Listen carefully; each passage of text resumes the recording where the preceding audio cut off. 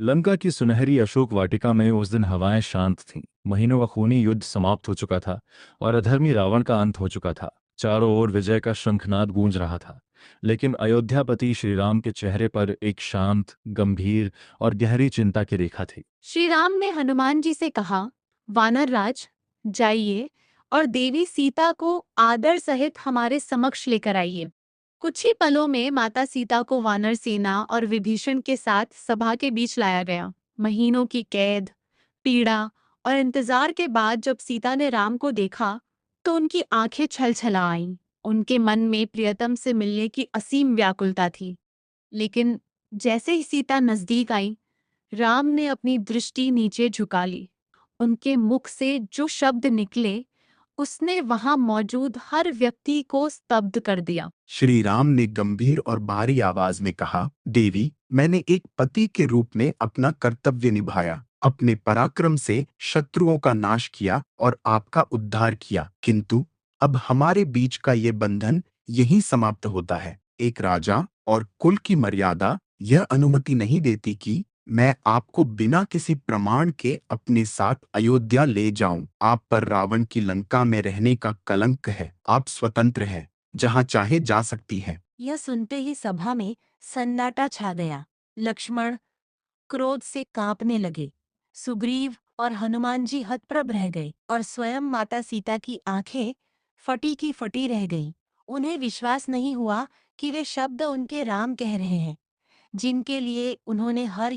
सीता का कोमल हृदय आहत हो गया, लेकिन उनके चेहरे पर कोई डर या शिकवा नहीं था, केवल एक परम तेज और अगाध विश्वास था। उन्होंने अपनी अश्रुपूर्ण किंतु अडिग दृष्टि राम पर डाली और लक्ष्मण से बोली, हे लक्ष्मण, मेरे लिए चिता तैयार करो। जिस पति के मन में मेरे प्रति शंका उत्पन्न हो गई है, उस अग्नि में प्रवेश करना ही मेरे लिए एकमात्र मार्ग है।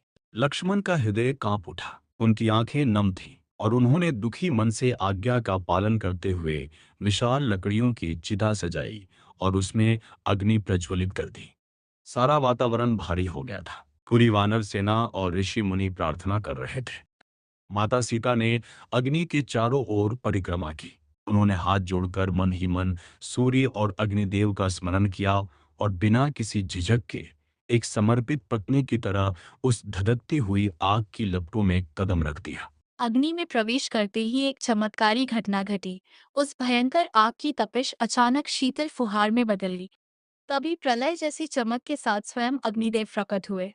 उन्होंने अपनी गोद में किसी को उठाया हुआ था और वे सीधे माता सीता को लेकर बाहर आए। अग्निदेव ने हाथ जोड़कर तीनों लोकों के समक्ष गवाही दी। हे राम, यह सीता निष्कलंक है, पवित्र है और इसके शील पर कोई भी आंच नहीं आई है। रावण इसका स्पर्श तक नहीं कर सका, क्योंकि इसकी पवित्रता और तेज के आगे उसकी शक्ति क्षीण हो गई थी। हे रघुनंदन, ये जगत की जननी है, इन्हें स्वीकार कीजिए। अग्निदेव के इन वचनों को सुनते ही पूरी सभा जय श्री राम और माता सीता की जय के नारों से गूंज उठी। लक्ष्मण और वानर सेना की आंखें खुशी के आंसुओं से भर गईं। श्री राम, जो अब तक एक राजा और मर्यादा पुरुषोत्तम की कठोर भूमिका निभा रहे थे, उनका वह गंभीर मुखौटा उतर गया। उनकी आंखें भी छलक आईं। उन्होंने आगे बढ़कर माता सीता को अपने गले से लगा लिया। वह क्षण केवल एक परीक्षा का अंत नहीं था, बल्कि यह साबित करने का सत्य था कि सत्य और पवित्रता कभी आग में जलती नहीं, बल्कि वे अग्नि से भी तपक और अधिक शुद्ध होकर बाहर आती हैं।